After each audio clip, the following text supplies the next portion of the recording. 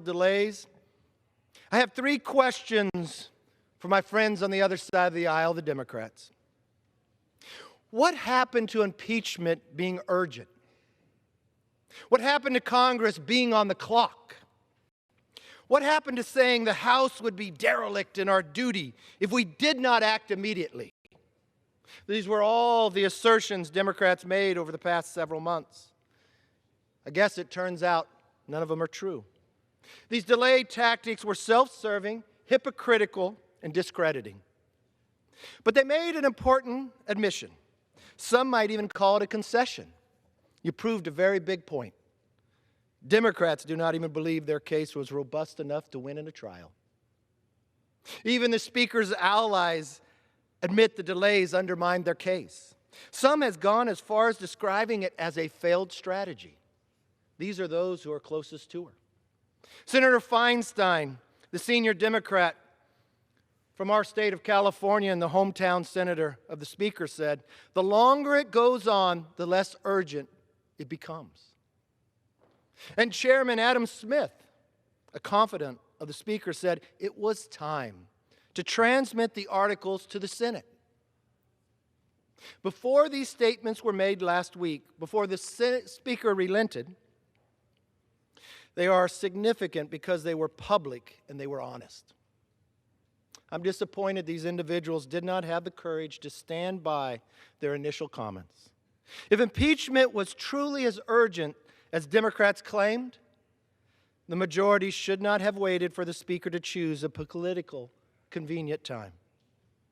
Anyone could have recognized this ploy would not work. The House and the Senate are different institutions, and at this point in time, controlled by different parties. As James Madison wrote in the Federalist Papers, the purpose of bicameralism is to guard against the dangers of encroachment and to stop toxic resolutions from taking effect. We saw separation of powers prevail against an abuse of power, just as the Constitution intends. The idea of withholding a sloppy impeachment case to force the Senate to change its rules is constitutionally and politically unheard of. Frankly, it's just ridiculous.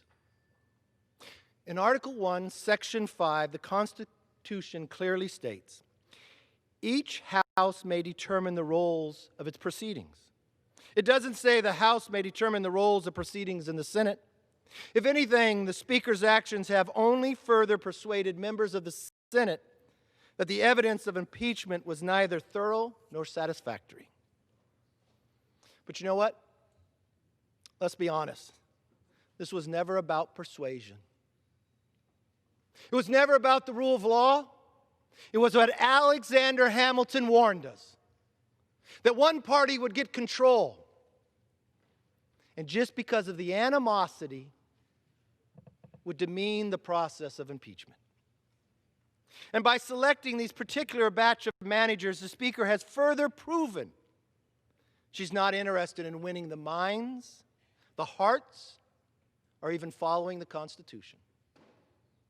Let's take a look at the first three names Speaker Pelosi announced in her anticipated announcement earlier today. Chairman Schiff, a man who has already taken on the role of judge, jury, and fact witness throughout the entire House impeachment process. Chairman Nadler, someone who campaigned for the chairmanship of the Judiciary Committee that's responsible for impeachment beginning as far back as December 2017, before you were even in the majority, on the notion that he would be the best person to lead the charge on potential impeachment against the president. You see, you get a chairmanship by your conference voting for you. You campaign for it. You put your best ideas out there of why you should be the chairman.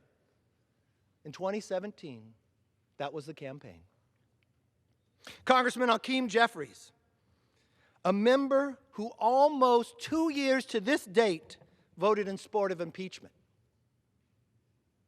You know, that was more than a year before the Ukraine call even took place. Those are just some of the managers. If you think about the members, there's people who were, on the day they were sworn in to this body, told those who supported him the greatest that they were going to impeach him. As I've said in the past, there is an issue with fairness. But instead of looking to the Senate, Speaker Pelosi should be looking within her own caucus. From the beginning, this investigation was marred by selective leaks to the media, a completely predetermined process. Yes, we've been through impeachment before, but it was much different. We believed in the rule of law back then, that we would face our accuser, that you could cross-examine, that the minority could actually ask for witnesses. The day that impeachment was asked to come forward, I sent a letter to the Speaker, laying out 10 items, none that were made up. You know what they were? The fair process we've always used in the past. The answer was no. Because they've been working on this for 2.5 years, they could not let fairness determine the outcome.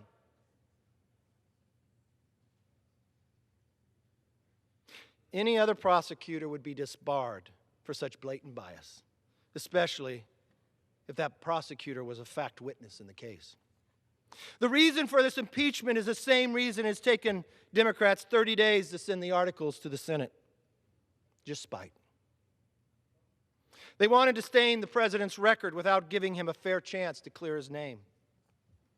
Last year, we saw House Democrats invert the burden of proof during their fair investigation. For every American watching, take, for instance, if this was your government, if you switched the burden of proof on you. We have a congressman, Max Rose, characterized it this way, this new freshman of the majority. The president says he's innocent, so all we're saying is prove it.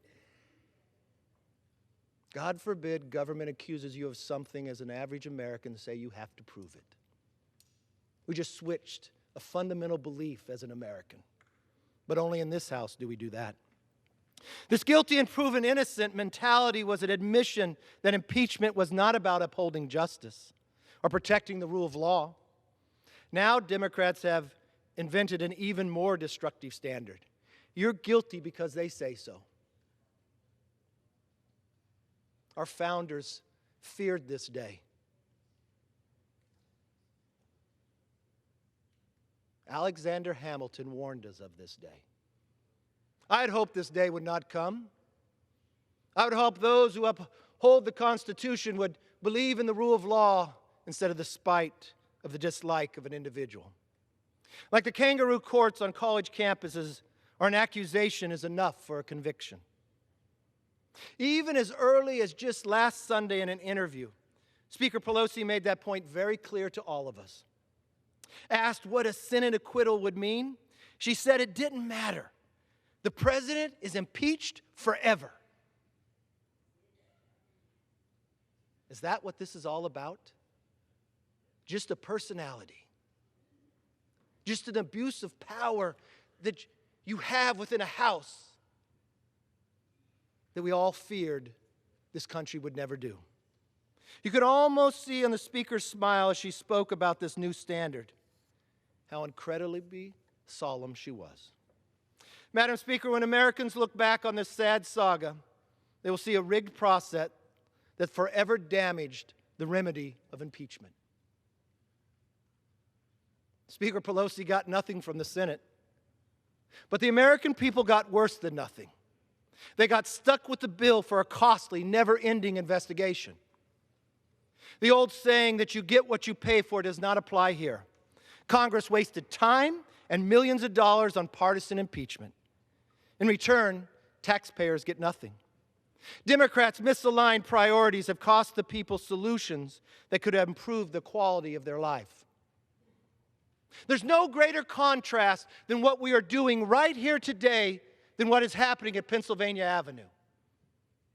The president sitting down with another country of a leader and signing a trade agreement. Something people said we could never get done. To make this country stronger, to make America the next century ours. But what are we doing here? We are doing what this majority has worked their entire time for. Before they were even sworn in, they campaigned for the position of chairman. For this moment, for this time, for the millions of dollars that are spent, so they could say the president is impeached. That's a lofty history. Those are lofty goals that you now have authored more subpoenas than you created laws. But thank God we got a president in the White House that does not sit back. Yes, he got the United States-Mexico-Canada trade agreement, our top two traders. He's sitting with a trade agreement with China today. But think about how much stronger his hand would have been had that agreement taken place earlier when he got it. No, it was held. Why? Because we were impeaching. That's an amazing agenda, but you promised people you would do it. This is not a moment this body should be proud of. If as Speaker Pelosi likes to say, impeachment is a national civics lesson, let's use this blunder as a teachable moment. I'll make this promise to the American public, because the day will come that the majority will switch. We will uphold the Constitution. We will listen to the words of Alexander Hamilton. And just because somebody else is in an office that we may not like, we will not change the rule of law. We'll not accuse them of breaking it and say they have to prove it. We believe America is more than a country. That America is an idea of the straightness that we, yes, would make students in Iran rise up for the freedom of what they know America to be. That the rule of law was so powerful. This is a moment in a civic lesson that we should learn. This is a moment that will teach our grandchildren that, yes, more than 200 years ago, the founders crafted an amazing country, but they warned us what abuse of power would look like. The sad part is we're witnessing it. What a contrast in a day and time. Moving forward, we must not redo these same mistakes in Congress. And my promise to you, if power was to change, the rule of law would come back. We'd have an agenda focused on people, not on politics. We'd have a voice that you're innocent until proven guilty. We would not abuse our power just for the sheer shake of politics to say you're impeached forever because I dislike you. We are better than this. It's a sad day. But the great thing about America, it will all change because the people have the voice. I yield back. Members are once again reminded to address their remarks to the chair. Gentleman from New York. Madam Speaker, I yield myself 1 minute. Gentleman's recognized for 1 minute. Madam Speaker, 2 points. First, my colleagues in the minority would rather talk about anything than try to defend what President Trump actually did, because they can't. There is overwhelming evidence that the President pressured the Ukrainian government to interfere in our election on his behalf. Then he covered it up. These are high crimes and misdemeanors, and we will prove that in the Senate. Second, our minority colleagues don't like our ongoing fight for a fair trial because it got results. New documents and additional witnesses have emerged that unmistakably point to the President's guilt, and we have exposed the efforts of some in the Senate majority to put on a sham trial. The American people understand that a trial without evidence, without witnesses, is no trial at all, but a cover-up, and that will not stand. We must protect the Constitution and the integrity of our elections. That is what this is about. We must remove this President to protect our country. I reserve the balance of my time. Gentleman from Georgia. Reserve. Gentleman from Georgia has 30 seconds remaining. Gentleman from New York has 1 minute remaining, and the gentleman from New York has the right to close. Gentleman from Georgia is recognized. And I appreciate that, Madam Speaker. Is the gentleman from New York ready to close? Gentleman speakers. from Georgia is recognized. There's no other speakers. Our closing is no other speakers. I have one more speaker. Then you're not ready to close. I reserve. No. No, the gentleman's incorrect. The gentleman from New York has one remaining speaker who will close. Gentleman from